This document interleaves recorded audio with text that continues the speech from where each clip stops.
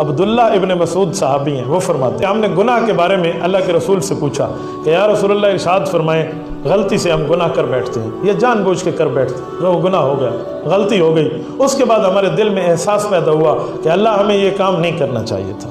کسی نہ کسی وجہ سے ہمارے دل میں آ گیا کہ یہ کام نہیں کرنا چاہیے تھا، اور ہم نے توبہ کے لیے ہاتھ بلند کر دیے، اللہ کے دربار میں اللہ کو کہہ دیا یا اللہ آج کے بعد یہ کام نہیں کروں گا، معاف کر دے، تو یا رسول اللہ اس کا حل کیا ہے؟ کیا ہمیں گناہ گار شمار کیا جائے گا؟